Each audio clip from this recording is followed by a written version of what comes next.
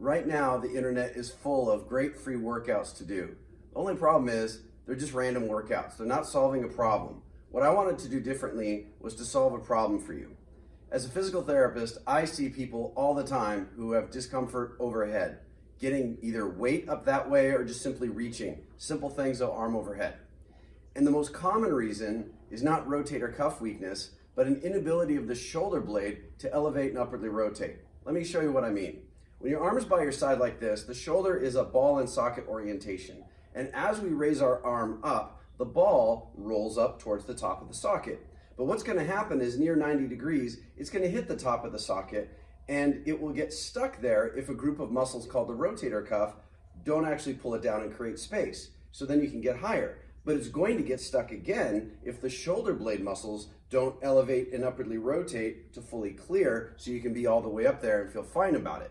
This is common. It's also, happily, very easy to fix. I wanted to show you a drill that I use for this, and it works awesome. So the setup is this. You're gonna stand near a wall. As a right-handed person, I'm gonna have my right foot touch, left foot's gonna be about that far away. I'm gonna neutralize my pelvis, neutralize my chin. My arms are gonna be in contact with the wall at an angle like that.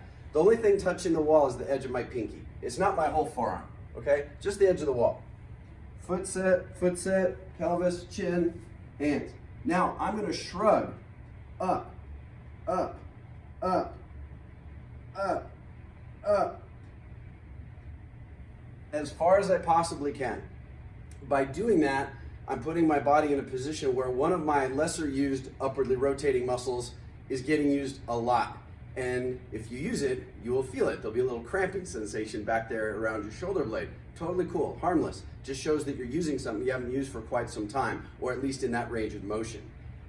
Once that gets relatively easy, then you can add a layer onto it we just call a lift off. What I'm going to look to do from the top position is lift my arms off the wall, just disconnect from it.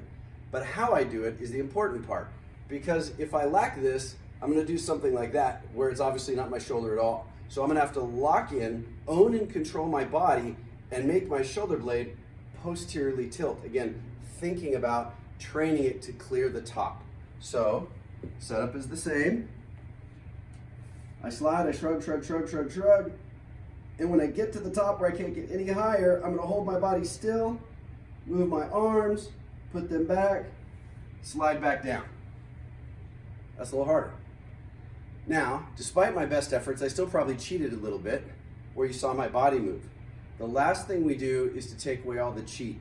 And the way we do that is with your arm, after it comes back to the wall, after you lift it up and it comes back, we're gonna forcefully exhale all of the air that we have.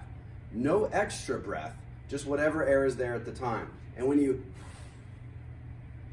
blow that out, your oblique abdominals pull your rib cage down, like that. Which means if my effort to get my arm overhead made my rib cage go somewhere it doesn't belong, when I blow out air, it keeps me honest.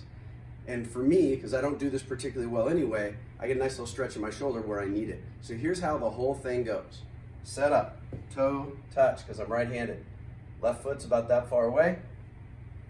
Neutral, neutral, slide, shrug, shrug, shrug, shrug. Lift off, put back. Now I'm gonna exhale. And slide down. That's a lot of work for empty hands, but it does an amazing job of helping people get in an overhead position comfortably. Enjoy.